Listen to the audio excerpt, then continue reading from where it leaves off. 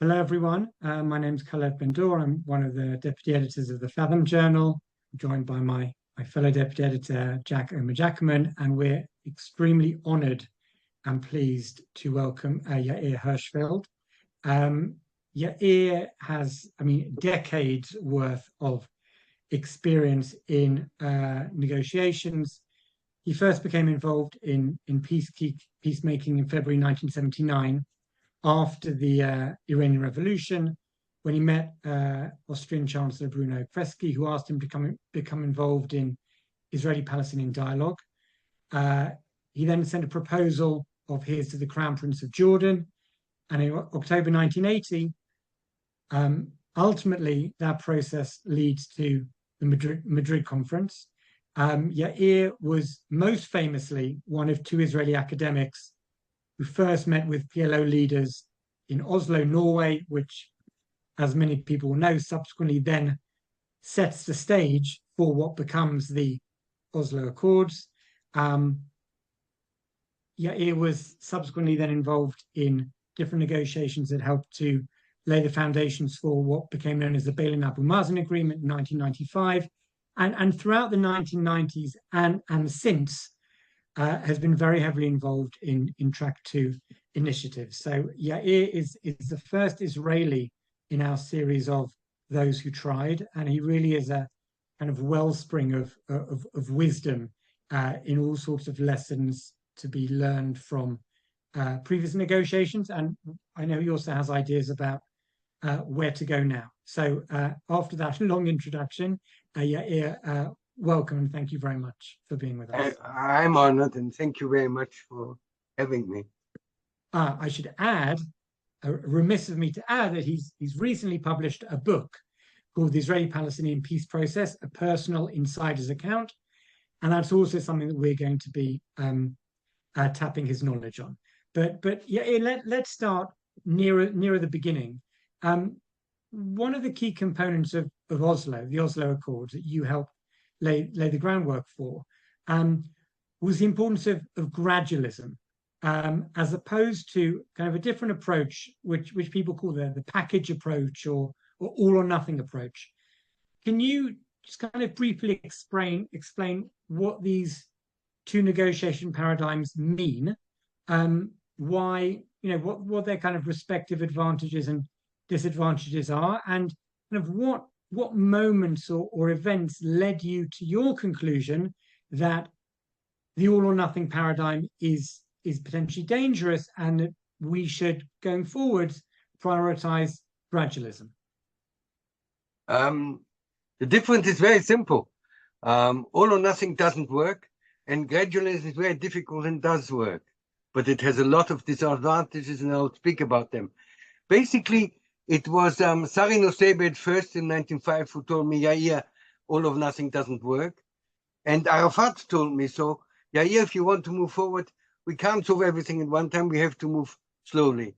Not that Arafat was a holy guy, but there was willingness to move forward. If you understand gradualism I want to give you there were three major advantages. The first of the four, actually, the one is that the other one doesn't work. But the first one is that on the practical level, you can create a reality on the ground, and the reality on the ground can prepare the way for a two-state solution. You can hold the cooperation, you can build trust, and all of this. There's a political level where Palestinians and Israelis can move forward on issues that they can't say publicly, or they don't want to give up certain claims, and then they can move it without signing an agreement, but actually doing the thing on the ground.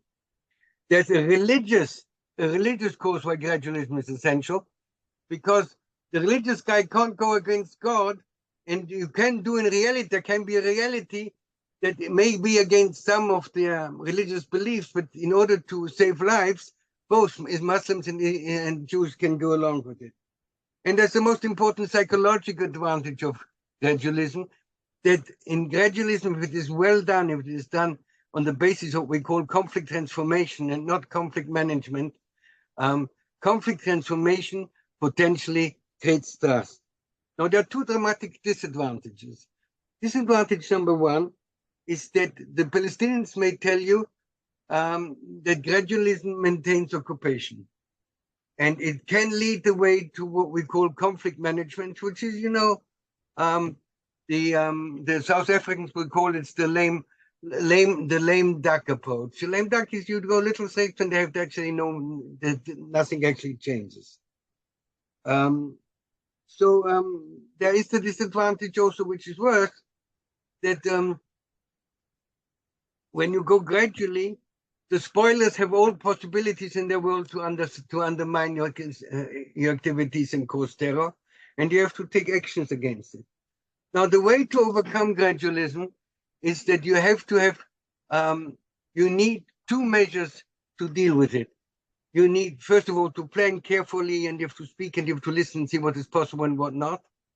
But you have to have a very clear security policy that takes care against spoilers. You need a very clear anti-spoiler strategy, and we have learned a lot how to do it. And you need also to give the Palestinians the idea where you're going to. Seneca said, no wind will take you, if you don't know where to go, no wind will take you there.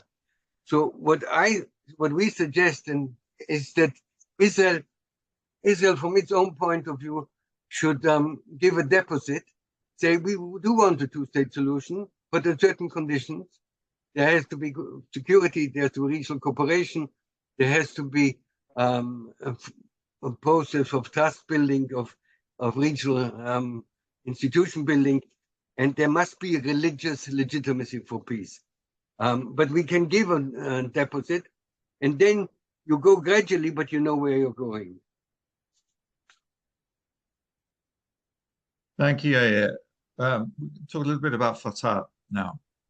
You've talked about the challenge for Fatah of moving from a revolutionary movement into being the leaders of a responsible, prosperous, contiguous state in their homeland, as well as having to ultimately cooperate with Israel, a former enemy, to be successful. In the hours you spent with Arafat and Abbas, as well as other Palestinian leaders, to what extent do you think these challenges were internalized and accepted? How different was, say, Salam Fayyad's approach from theirs? And why do you think he ultimately failed or perhaps was prevented from succeeding? When the PLO was founded, there were different groups, where there's a coordinated leadership, and the uniting force was the strategy of military struggle. And we went to Oslo. We took this tool away from them. They were committed to not to use terror. But it was a revolutionary movement with all the political structures and with the understanding that the right of resistance is actually the unifying component of it. So it is not an easy transformation to move from a revolutionary movement to a state builders. Also, the aim was to move towards state building. Now, during 93 to 2000, they failed in the state building effort for many, many reasons that I can explain. But it has to do with Arafat's games, one against the other. If you want a short story, when we were in Oslo, the directive we got from Rabin on economic issues was whatever the Palestinians want, please accept whatever they want, tell us what they want, and I will accept all their. And so we negotiate, and our counterpart was Ambassador Abu Kush, and he makes all the difficulties in the world. It makes it impossible for us to come to a term. And we say, for heaven's sakes, what are you doing? The three of us, we were sitting in the corner, and three of us sitting around him, and said, Ambassador Abu Kush, tell us for heaven's sake, why don't you get along? Because we want to please you, we want to go along with what you want. And he almost starts to cry. I said, what's the problem? You don't understand. I've got the order from Arafat to do exactly the opposite what Abu Ali is telling me. Now, in these tactics, you don't build a state. But in the end, there were state buildings. The first major success comes with the roadmap. And the roadmap is built done in 2003, and it takes 2005, 6, 7, and Salam Fayyad then becomes the major state builder. And then in 2010, 11, he's dropped. And he's dropped by two reasons. And be aware of the second reason. Reason number one is that the Palestinian political old structures didn't like what he was doing. He was undermining many very particular interests, many interests of corruption and things like this. But the second reason is what they called ABB, anything but Bush. Obama, and you know that my heart was with Obama, but when they came to power, they thought everything that Bush would done was big. So they led a campaign against General Keith Staton, who did wonderful work of security cooperation, and they dropped Salam Fayyad like a hot potato. Didn't do anything to support him. We organized in my garden outside. We organized a meeting of the American ambassador who was appointed by Bush, the head of the UN peace envoy Robert Seri, the head of USAID, the ambassador of the United Kingdom, Sir Tom Phillips, and then our people, and we all made an effort to tell the Obama administration, for heaven's sake, strengthen Salam Fayyad, strengthen Keith Dayton. But the smear campaign that Madame Rodman, with Hillary Clinton support, led against Keith Dayton, kicked him out, and they kicked out Salam Fayyad. So the mixture of Palestinian political interest and American internal political games actually destroyed it. It didn't mean that peace buildings and that state buildings are not built. And we are today we're in a situation where you have a Palestinian government, not Abu Mazen. Abu Mazen is the old politok. But you have a Palestinian government led by Dr. Mohammed Mustafa, who are state builders. They're decent and good people. And we may be in a very similar situation like in 2010, 2011, where the international community will drop them because they are not the big revolutionaries or things like this. Did I answer your question? I think so. You absolutely did. Thank you. You more than answered it. More than. So in your writings here, you've talked about another mistake of Oslo about the absence of proper religious representation. There's an incredible story that you relate that in 2006, Israeli and Palestinian delegations were invited to Spain to celebrate 15 years since the Madrid Conference. And when everyone was served pork, which, not even religious Jews and Muslims, I'd say even traditional Jews and Muslims would generally not eat, no one refused to eat it, as in this was a very secular Israeli and Palestinian negotiation teams. Can you explain why the fact negotiators were so predominantly secular was so problematic, and at what stage in the process did you realize that this was a problem? We were received by the king and the queen. The Spanish king and the queen were standing up there. They made a nice speech, and then they mingled among us. They spoke to each of us, and then they served pork, and we all did eat it. So this is the true story. I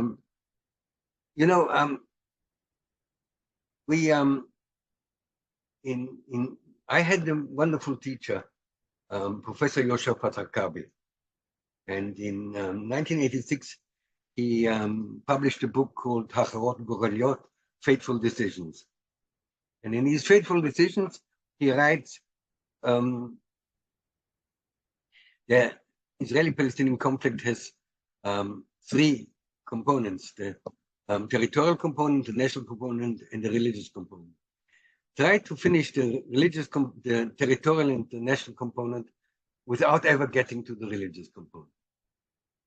So we intentionally excluded the religious one, and we didn't understand that reality is more complex. what you said just before, your sentence was the decisive one, that says not only religious Jews, or not only religious Muslims, but also traditional Muslims and traditional Jews will lead the poor. And excluding them was a very big mistake. And I tried, tried to rectify it, or we are trying to rectify it. But on these religious issues, I think we have to speak about 3 or 4 major mistakes. The first mistake was not speaking enough to rabbinic community. And you had Yossi Sarid and my friend Ron Pundak, who, when Oslo came out, said this is the victory of secularism. They pushed the finger into their eye, which is never clever. But we needed to speak to them, and we needed to speak to rabbinical leadership to oppose rabbinic Jewish religious fanaticism. And Jewish religious fanaticism destroyed not a lot at the beginning. The murder of Baruch Goldstein murdered 29 Muslims praying in the mosque of in Hebron. And you need to work with rabbinical leaders to say this can't be done. I'm saying today to rabbinical leaders, we want to go all along with you, but if you go to come to me to Kiryat Arba, we have to spit on the Andarte, on the memorial site of Mr. Baruch Goldstein and put it apart, because murdering people is not Jewish, but it's the opposite of Judaism, and it cannot be accepted. So this was number one aspect, and there are a lot of practical things that we know how to do to take care of the very religious fanatics on our side. At the moment, we are not very successful. We have 2 guys who I hope will be able to neutralize sooner or later. Don't know how much damage they will do in between. I know you understand that I'm speaking of Ben-Gvir and Smotrich. Now, a second, almost bigger, similar, big mistake is not to explain to the world and not discuss with the world the origins and the function and the causes of Muslim militancy, Muslim fundamentalist militancy. It has nothing to do with us. It is none of our doing. And we've become the whipping point for all the faults of the big world. And I'll be more specific. If you look at Muslim fundamentalism, it starts with the British subduing the Indian revolt of 1857, when a young guy called Jamal al-Din al-Afghani starts to create the first ideology of Muslim fundamentalism. It goes then later on in Egypt of 1928, where a guy called Hassan al-Banna creates the Muslim Brethren movement. It has nothing to do with us.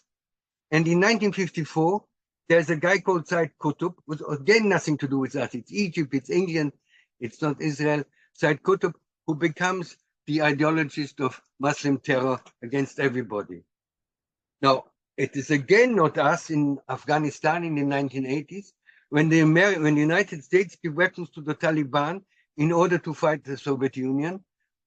And it is not, and so you have and it is not us in Europe, when the lack of capacity to integrate immigration in a way that is decent and culturally fair to others, and it creates a lot of opposition. It also creates Islamic militancy.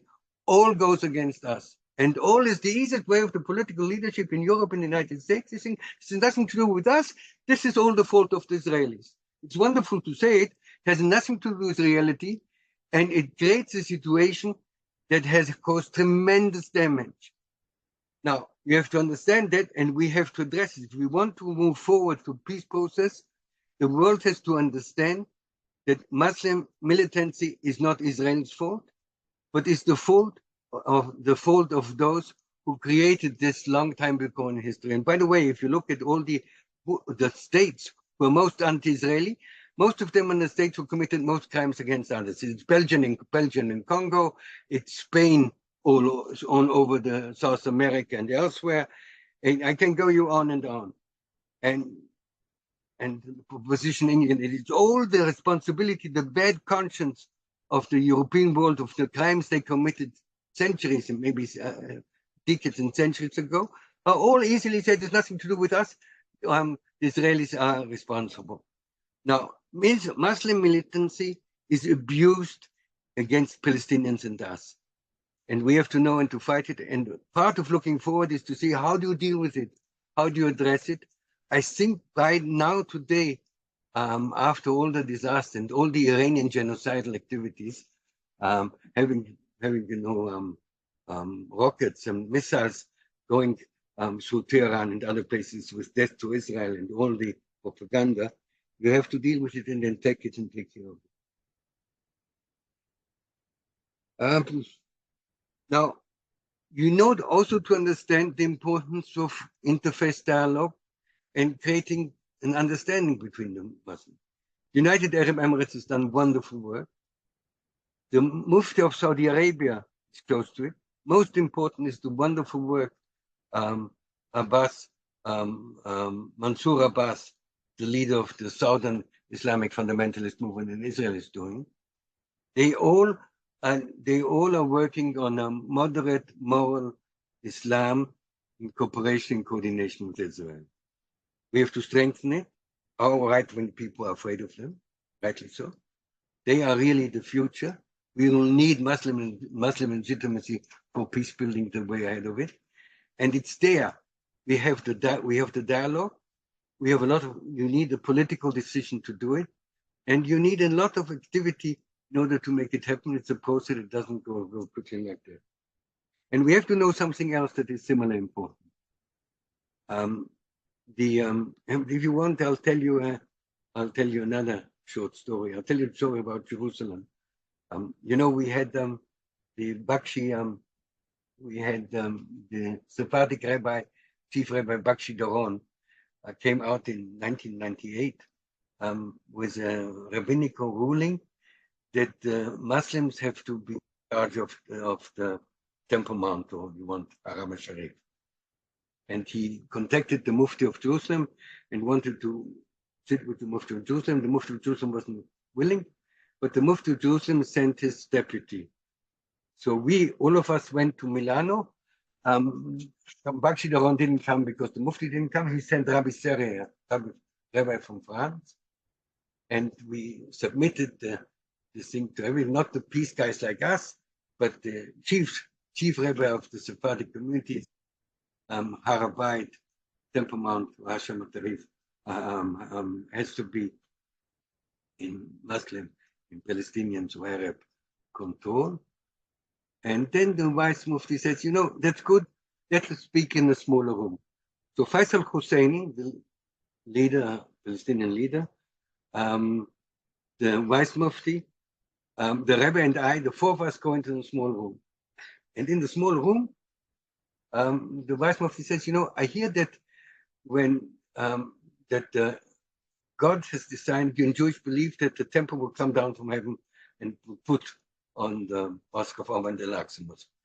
And the Rebbe says, yes, on the Day of Judgment. So the Vice Mufti asked again, when? The Rebbe says, on the Day of Judgment. He says, on the Day of Judgment is perfect with me. So we laugh.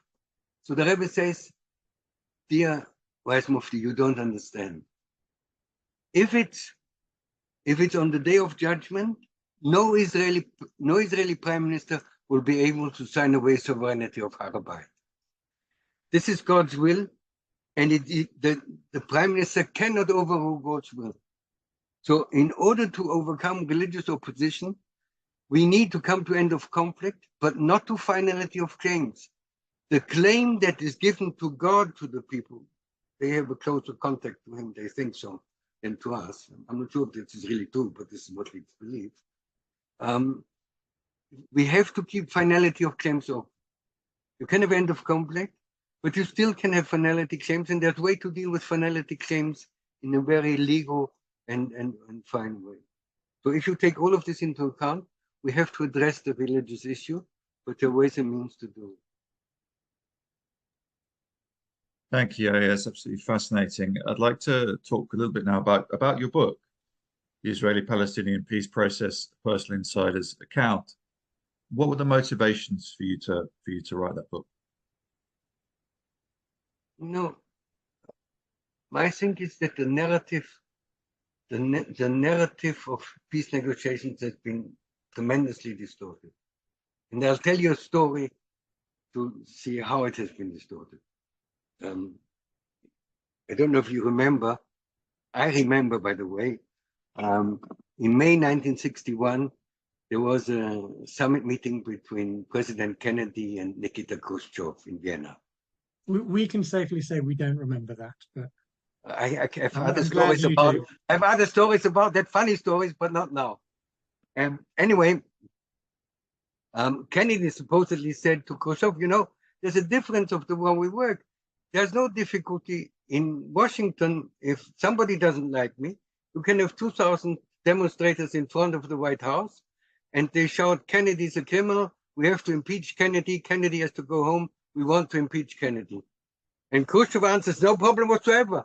I can organize 10,000 people in Moscow, and they can shout in front of the Kremlin, Kennedy is a criminal, Kennedy is a criminal. Let's impeach Kennedy. Let's impeach Kennedy. This is the character of the Israeli-Palestinian dialogue. You have what I call the Guardian conundrum. You have the Guardian conundrum. If you normally speak in normal discussions, it is the Palestinians said, you did this and you did this and you did these crimes and these crimes. And we said we made these mistakes and we made these mistakes and we should do this. And then you have the left, mainly the left wing, but also the anti-Semitic right wing, or not the left wing is also anti-Semitic.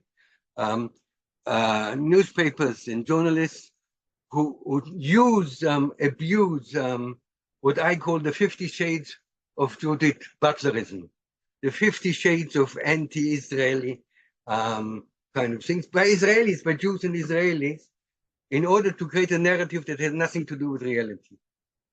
And my major hope was to try and at least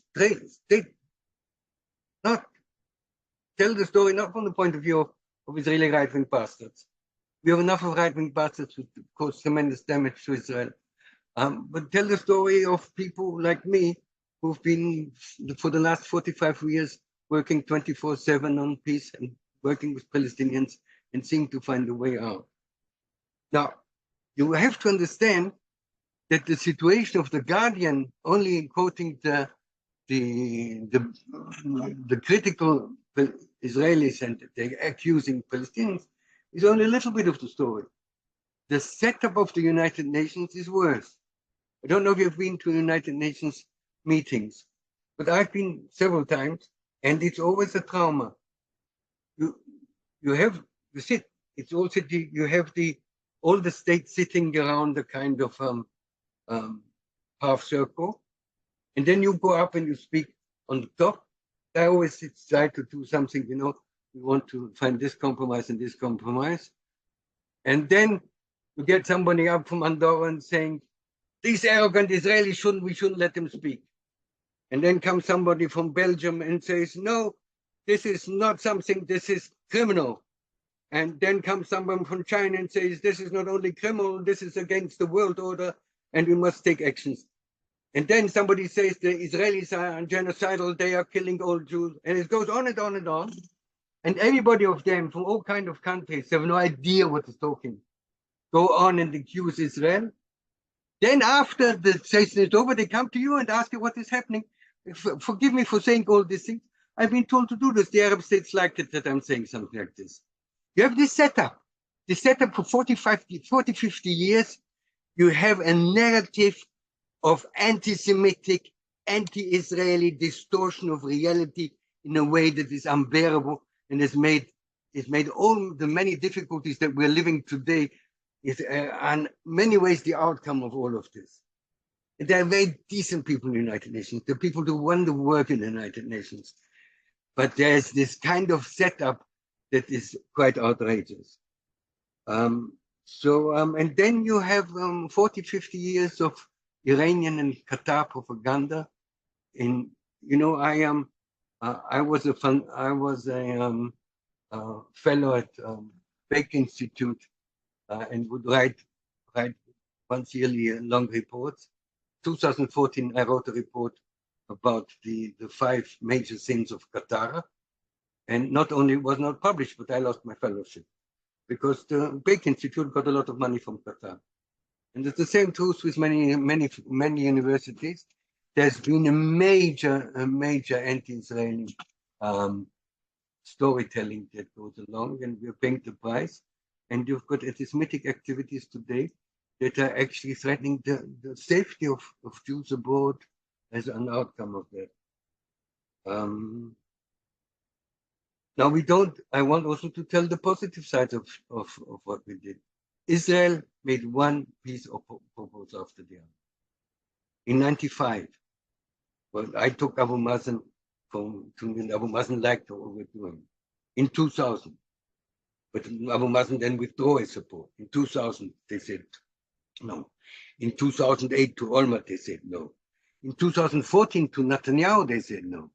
2014 is the worst part, because in 2014, Netanyahu accepts a territorial deal on the basis of June 4, 1967, and establishment of a Palestinian state. And because he didn't like Obama and Obama didn't like him, the Palestinians are hailed for their rejectionism, and we are punished for offering peace. It's an outrageous situation. And so I really want to tell that story. I have to tell that story. People don't believe me. Everybody has his own little thing. And today, reality is not important. That my vision is not destroyed by reality. But if you want to know reality, I think the story is very, very important. That's more or less. Now, the lesson we have to learn is, and there's no question that Israel has done many mistakes. I can go into the many mistakes we've done. We've offered too late, too little, and we offered too much at one stage at a time. The others were not ready for it. We didn't listen enough to what the Palestinian peace camp could actually deliver. We did many mistakes. There's no question. But we have to. In order to move forward, we need a strategic memorandum, a strategic agreement with the United States that we can move from there on.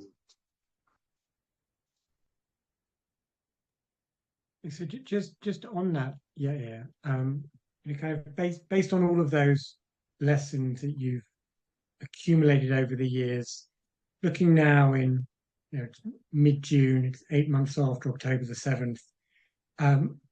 I know you've given some thought about potential ways forward. Could you share with us some of those ideas about the relevance of gradualism and the importance of state building and other constructive ideas in a post-October the 7th reality? I think there's a lot of good news. There's a lot of good news. There's far more bad news. But the good news is that you have a very decent Palestinian government since March, only lately, but you have now a very decent and very constructive government, Palestinian government. You have the understanding that in order to reconstruct Gaza and to rebuild also the West Bank, you need over $100 billion of investment. We know that Saudi Arabia and United Arab economic plans, political plans, make this investment not only possible but feasible, and it's part of their interest to build corridors from the east to the west and from the south to the north, from the Indian Ocean via the Persian Gulf or the Arab Gulf to the Eastern Mediterranean, and from the Horn of Africa up to their economic, they have the money to do it. Now, this can be only done if there's a big plan, and we've prepared such a plan. We have such a plan which will serve the interests of all 7 nations of Saudi Arabia, more than 7, but it's the Arab Gulf states, which is Saudi Arabia, United Arab Emirates, and Qatar. It is Jordan, Egypt, Palestine, and Israel. And it is only possible with Israeli input. It's only possible with Israeli input. I'll give you an example. in order to develop Gaza, you have to develop also Egyptian interests in Sinai. We had a plan before October 7 to develop Sinai with 6 to 7 million Egyptians going there. You need agriculture there, you need tourism there, you need a strong harbor there, you need a lot of development. We were working, some of our people were working with them in doing that and thinking of how to do that. You need some kind of Israeli knowledge in doing that. In coordination, you need geographic coordination. The development of Gaza is only possible if Gaza doesn't become the port of Gaza for the Palestinians, but like Rotterdam is the port for Europe, Gaza has to become the port for the entire Middle East, which can be done, and it's an interest of all of it. So there's an economic understanding that you need a plan that will serve all countries: Jordan, Egypt, the Arab states, Palestine, and with Israeli, Saudi, and United Arab input that is needed, because we're the strong partners and we have to support. Now, in order to do it, you need complete security. The moment you have the right of resistance and you have terror and all of this, nobody will invest. Nobody invests when you know it's going to be destroyed again. So you need complete security. Now, the Palestinian government today understand it. You have an interesting statement of the six Arabs, United Arab Emirates, Saudi Arabia, Qatar, Jordan, Egypt, and Palestine. With 10 statements which are not perfect, but are good enough to start and say, let's move ahead. So we have potential good news. Now, there obviously you have to take care of Hamas, you put these criminals into prison. There are 4 ways to defeat Hamas, and we done only one, and first one is militarily one. The second one is to have to put them, you have to delegitimize them and put them on trial and put them in prison. The third one, you have to kick them out of all countries. Any country who hostages them is illegal and doesn't something illegal. And you have to take care of the civilian population. You have to make it clear that they don't care about the civil population. The more civilians die, the happier Zimbabweans. And we have to make clear we care about the Palestinian civilians. And we should do it. We're not doing it, which is quite outrageous. But there's a way to deal with it. Now, the big difficulty is everybody says everything is our fault. Nothing is the fault of others. But the other difficulty is that the opposition in Israel against the Palestinian state is very serious. The memory we have of the last 5, 6, 7 months, 8 months is tremendous. I'm speaking of my friends of Shomer HaTzair of the peace camp, who were in them. And the way out is what you call gradualism. They want to move fast. If you move fast, you get a clash and everything breaks down. And then you go back to despair and it doesn't work, because we will oppose it. It won't work. You have to work gradually and to work. I believe having an Israeli-American, you need first an Israeli-American state. You need sometime an Israeli deposit how to move forward, that we say the conditions we want to do. And to start the process, you need a kickoff. And the kickoff that you need is, I would say, you've got the 5 blinking principles that were announced in Tokyo in November, which means no Hamas, but Palestinian presence in Gaza, no displacement, no territorial enlargement of Israel, and economic, humanitarian development and reconstruction. If you have a conference on these five principles, which one of the most important principles is no Hamas, then the United States can convene a conference, and we can come. If we don't come to it, there's a limit to our stupidity. But the United States can convene a conference and say, let's go ahead on these 5 principles. And it means no Hamas. And we'll say, okay, what does it mean, no Hamas? We'll have very serious demands on that. But all on the other demands, we're quite an idea how to move ahead. And we are today trying to make this happen. My friends, the group I'm working with, you know most of them. The people who have been in very important positions in government. One was the deputy minister of defense, and minister of health, and minister of transport. That was defined name. We have the former director general of the Ministry of Finance, head of Bank Leumi. We have generals, generals working with the former Israeli ambassador to Germany. We are working together. We're working with the Palestinians, but it's a Sisyphus work, and we're only the step. It's like, Camus spoke of happy Sisyphus. We're not happy. The Sisyphus not being too happy, but we are trying to pull the stone up. As long as I live, I'll try to do. Thank you. It is a Sisyphean task, but it's a noble one. Thank you for it.